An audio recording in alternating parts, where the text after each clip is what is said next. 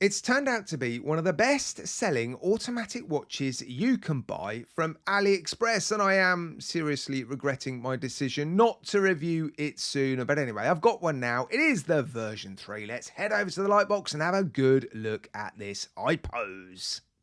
Now, there are sometimes advantages to arriving at the party late, and on this occasion, I think the only advantage I can think of is that I am now reviewing the latest version. This is the third version, apparently, according to the store on AliExpress that I bought this watch from. I haven't experienced or handled, and I don't have any knowledge of the version 1 and version 2, so I'm not going to be able to tell you what they've changed or what the differences are between this version 3 and the other two versions. If you are familiar with the first two watches, perhaps add some comments in the comments section so people know what they've changed for this particular version. And something else I want to point out, this is a homage watch. It's probably the world's most accurate homage watch because the original brand, Serica, made the very strange decision, having designed a beautiful and original looking dive watch, having gone to the trouble of trademarking their name and their branding, they then made the strange decision to not put any branding or logos on the dial, which means any other brands that are completely free to produce similar looking watches have ended up producing, well, very accurate homage watches because, well, Ipose haven't put any branding on their dials either. Why would Serica decide to make their watches with sterile dials? Perhaps they thought it was cool and funky and different. Do you think Rolex would ever make a watch without Rolex on the dial? I don't think so. Anyway, here it is. This is the version 3 available with 3 different movements inside it. The PT5000, ETA 2824, SW200. I've bought this watch to review for you guys, so I've picked it up with the cheapest movement, the PT5000. I'll put some footage of this watch on the time grapher, but it seems to be running just fine. I haven't found any issues with this watch in terms of quality control. It seems to be beautifully made, I have to say. I find it well, really nice to look at. I think it's a gorgeous watch, actually. Sort of vintage retro 60s and 70s vibes to it to some degree. Those sort of lines on the dials connecting the chapter ring to the loom pips. It's pretty cool and funky, isn't it? The K shape is really, really nice. I mean, I really like the way they have connected this Milanese strap to the case. It is just so funky. The clasp feels like incredible quality. The bezel action is really, really nice, and the alignment on this one is perfect. A little bit of backplay, a little bit, but the clicks are quite crisp. It feels very smooth and even all the way around.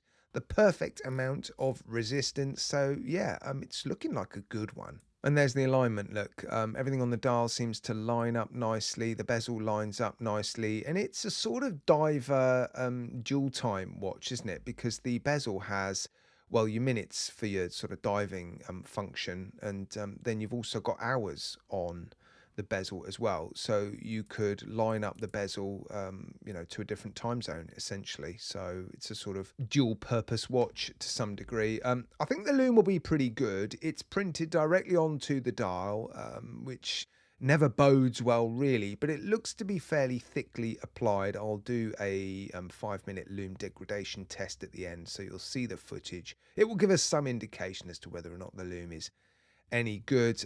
It's a cool looking watch, very cool. I've been wearing it. It's a little bit of a hair puller, I have to say, if you don't wear it tight enough. If it's loose on your wrist, well, I found anyway, it's pulled hairs a little bit more than I would like. So what I did was just tightened it up, another adjustment. You can see these very faint lines on this strap actually, and those coincide with the little sort of element here, this raised bump on the buckle. And so yeah, you've got a set number of locations essentially. I moved it up one, so it's a little bit tighter. That stopped it from moving around on my wrist, and yeah, it stopped pulling hairs after that.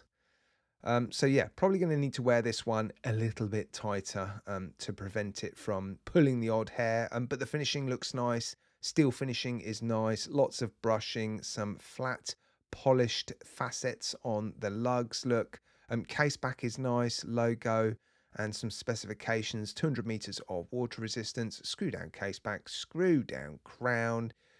Bracelet is very, very nice. Buckle is nice. Color coded date window as well. Look, so you've got white numbers on a black background, matching up with the dial perfectly. Cool hands, love these hands. Contrast fantastically well with that dark dial. White hands. I suspect the loom on the hands will actually be pretty good.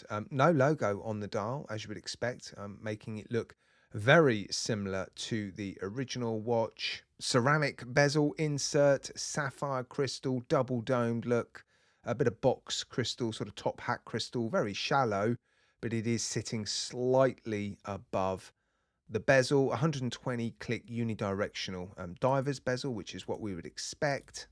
I think it's a seriously impressive watch, and I can totally see why this has proven to be one of the best selling automatic watches on AliExpress. And it's not the cheapest either. It looks like when these watches first became available, people were spending roughly $260 on them. I've just checked out with this one again to see what I can pay for it today, and it's around $220, well under £200. You get a really cool warranty card which doubles as a sort of table mat for your mugs of coffee or your cups of tea. Extra strap, really cool packaging as well. So the overall package is seriously impressive. The design is impressive. The build quality is impressive. The PT5000, that might put a few people off. I did a survey a little while ago asking people which they prefer, the PT5000 or the NH35 in watches like this. And the vast majority of people actually prefer the NH35. Yes, it's got a slower beat rate, but it's a Japanese automatic movement.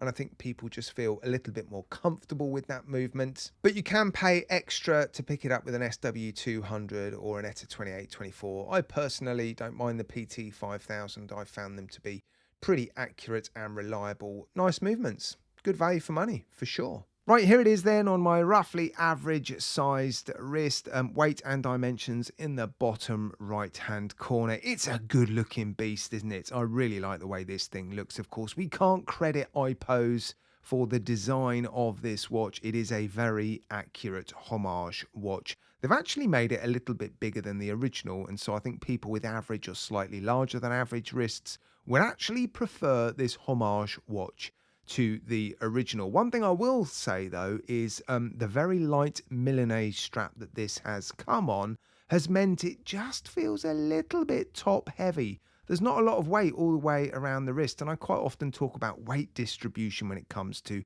all stainless steel watches, and there's not fantastic weight distribution with this watch because most of the weight, and there's not a lot of weight in this watch, but most of the weight is on top of your wrist. So yeah, a touch top heavy, but very comfortable as long as you wear it tight enough for it not to pull your hairs. Right guys, let me know what you think of this version 3 Ipose in the comments section. Yeah, I'm thrilled that I've finally managed to get my hands on one of these.